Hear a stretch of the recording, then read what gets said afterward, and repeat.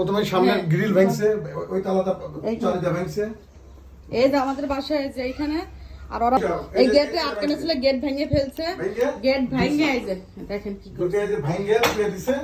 রাতে কুকুর অনেক ঘেউ ঘেউ করছে, আমরা টের পাই নাই। হয়তো পরে আমার চাচা বের হইছে, তখন ওরা অন্যভাবে, আমরা তো খেয়াল করিনি। কিন্তু আমাদের বাড়ি একটু সামনের দিকে, কেউ ফলো করিনি বিদায়। দেখেন কিভাবে ভাঙছে, অনেক চেষ্টা করার পরে এই লকটা অনেক হেভি, ঢুকতে পারে না বিদায়। লাস্টে এখানে এই দরজাও অনেক চেষ্টা করছে, করার পর দেখছে না একই লক, তখন পারে নাই। তখন ওরা এখানে সাপল ঢুকাইছে, সাপল ঢুকে এখানে চালি দিয়ে দেখছে না অনেক মজবুত একটা দরজা, পারে নাই। হয়তো বাইরে কারণ আমাদের আগমন বা আমাদের গলার আওয়াজ বা কুকুরের আওয়াজ বেশি হওয়াতে ওরা দ্রুত পালা গেছে, তাও আমরা টের পাইনি। আজকে সকাল 11টার সময় আমাদের কাজের মেয়ে এখান দিয়ে কাপড় নেড়ে দিতে যাচ্ছে, দেখা যাচ্ছে তালা ভাঙ্গা। তখনই ও চিল্লাচিল্লি, তখন দরজা খুলে দেখি মানে চাপা দিয়ে থেকে গেছিল, খুলে দেখি যে এটা ভেঙে ফেলছে। তাহলে এটা বর্তমানে ডাকাতের উৎপত্তি এরকম বেড়ে গেছে। আমাদের বাড়িটা চার মোড়ে, আমাদের আত্মীয় স্বজন ঢুকে বানানোর মতো পরিস্থিতি খুব কম। এই বাসায় কেউ নাই বিদায় তারা আসছে। আমি চিন্তা করে অবাক হয়ে যেতেছি যে এখন আর কেউ নিরাপদ না, সবাই সচেতন থাকবেন। 4-5 দিন ছিল না, এর মধ্যে তারা কিন্তু আসেই নাই। এর মধ্যে যে এরকম অবস্থা করছে, আমরা 3 ভাই। এটা হলো আমার ছোট ভাইয়ের বাড়ি, ও ঢাকাতে একটু বেড়াতে গেছে, মানে আজকে আসবে। ঢাকাতে বেড়াতে গেছে, আর দোতলা বাড়িটা আমার, পিছনে আরেকটা ভাইয়ের বাড়ি, আর 4 মারাতে আমার চাচার বাড়ি। আমরা সব একান্নভাবে থাকি। আর আমার ছোট ভাই ঢাকাতে গেছে, কে বা কার হয়তো জানছে, না হলে এইভাবে বাসায় কেউ নাই, সেই জিনিসটা জানলো কিভাবে। আর এইভাবে সে রাত্রে প্রথম গ্রিল কাটছে, ভাঙছে, গ্রিলের তো দরজাটার তালা ভাঙছে।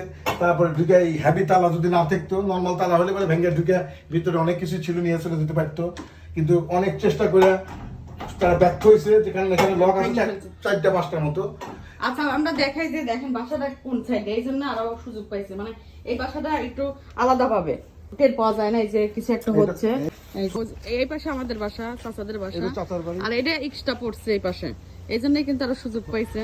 বাড়িতে কোনো লোক নাই, এই বাড়িতে কোনো লোক নাই। এটা যে কোনো ভাবে জানছে, জানার পরে এই যে রাত্রে ডাকাতি দিতে আসছে। ভিতরে ঢুকতে পারে নাই, কিন্তু তালাগুলো নষ্ট করে ফেলছে, দরজা ভাঙছে, চেষ্টা করে পারে নাই। আর অনেক কুকুর ঘেউ ঘেউ করছে, তো সবাই বের হয়েছিল।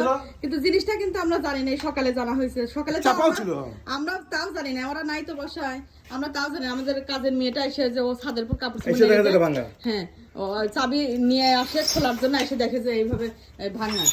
তখন ও হচ্ছে চিল্লে পাল্লা শুরু করছে। তারপর আমরা এসে দেখি যে ওই দরজা ভাঙার চেষ্টা করছে। আসলে সবাই সচেতন থাকবেন, বাসায় কেউ না থাকলে কাউ থাকার ব্যবস্থা করবেন, বাসায় থাকবেন, না হলে কিন্তু এরকম দুর্ঘটনা ঘটবে। তো সবাই একটু সচেতন থাকবেন, এই জন্য কিন্তু আমরা শেয়ার করলাম। দেখি এইখান থেকে কোনো কিছু ভাঙছে নাকি।